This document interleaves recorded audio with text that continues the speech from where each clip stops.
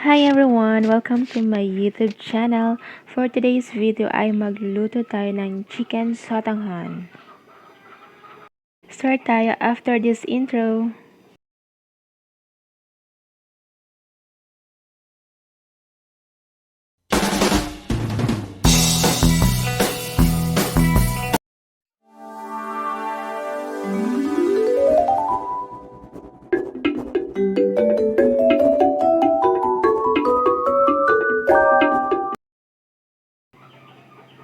Start na tayo.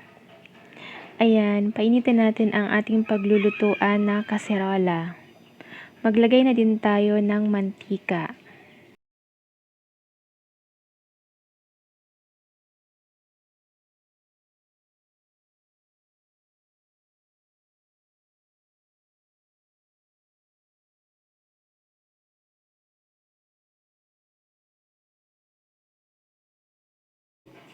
At kapag mainit na ang mantika, ilagay na natin ang hiniwang bawang.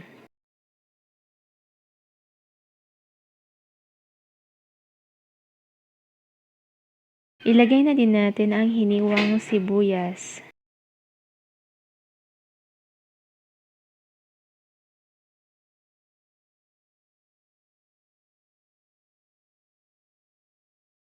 Gisayin lang natin ang sibuyas at bawang.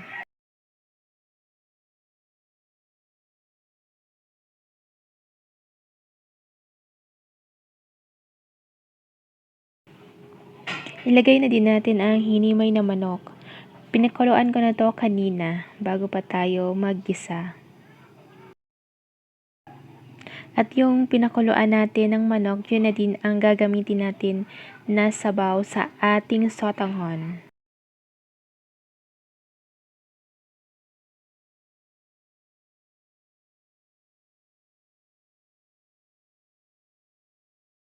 Gisayin lang natin ang manok at maglagay na din tayo ng asin.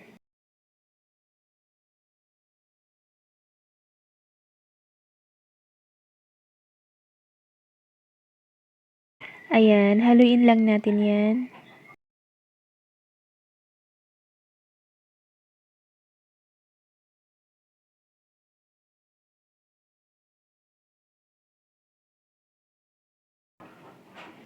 Ilagay na din natin ang hiniwang carrots at Baguio beans.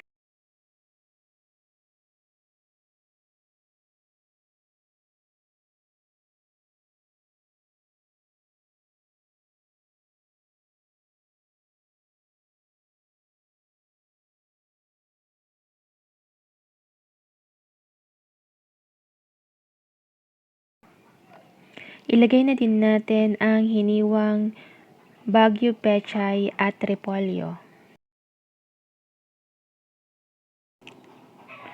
Sa mga nakaabot na sa part na to at hindi pa rin kayo nakasubscribe, please do subscribe na po para madagdagan naman ang ating mga subscribers. And paki-like na din po pala itong video. Thank you and God bless.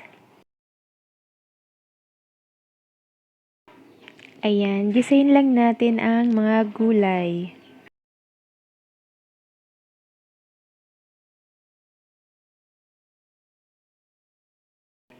Maglagay na din tayo ng celery.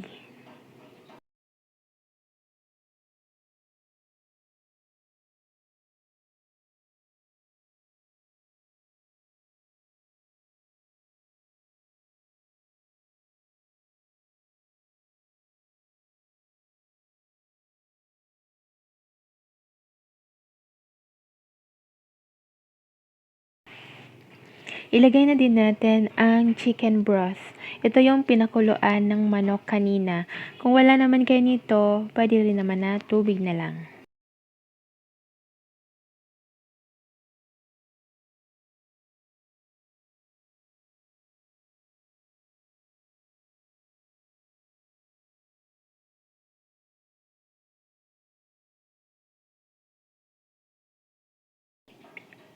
Maglagay na rin tayo ng durog na paminta.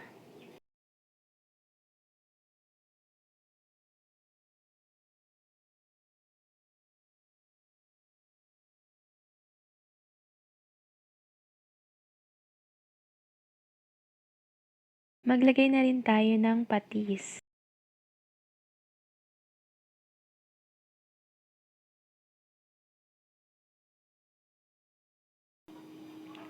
Ayan, takpan lang natin ito hanggang sa kumulo.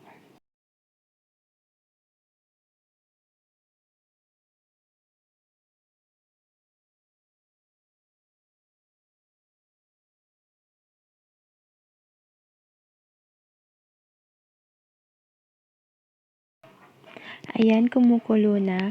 Maglagay na tayo ng annatto powder or atswete powder.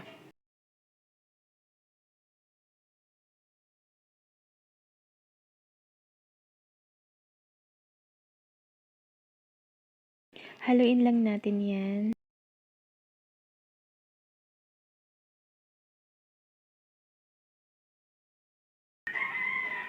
Ayan, nagdagdag ulit ako ng half teaspoon ng annatto powder. Yung kanina kasi half teaspoon din yon. Para hindi pa kasi siya masyado maganda yung kulay, kaya nagdagdag pa ako. Pero kung okay na sa inyo yung half teaspoon lang kanina, pwede rin naman.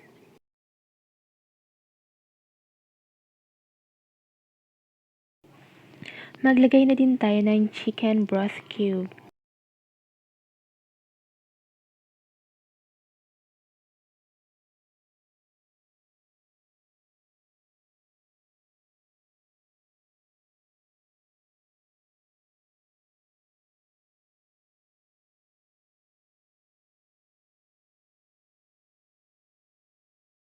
Ayan, ilagay na natin ang sotanghon.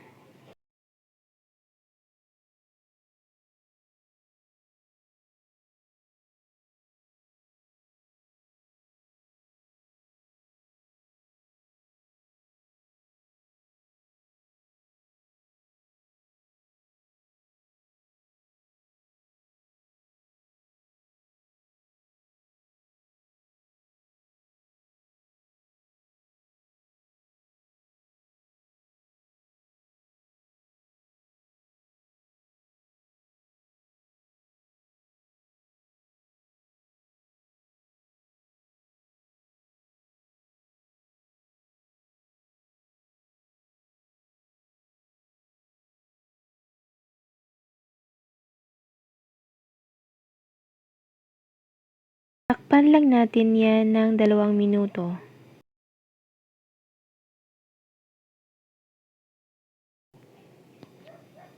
Ayan. Pagkatapos ng 2 minuto, eto na ang ating sotanghon. 2 minutes lang kasi madaling maluto yan na sotanghon kasi maliliit lang siya or maninipis. May iba naman na makakapal. Magdagdag na lang kayo ng minuto kung sakaling mabili nyo ay makapal na sotanghon. Ayan, tikman na natin ang lasa ng ating sotanghon. Kung kulang pa sa asin, maglagay na lang din tayo.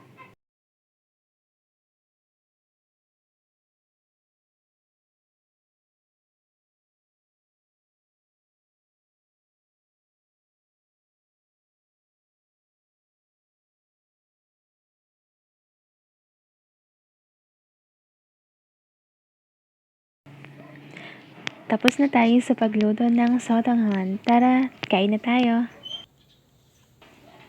That's all for today's video. Thank you for watching. Don't forget to like, share, and subscribe. And pakiclick na rin po ang notification bell for more updates. Thank you and God bless.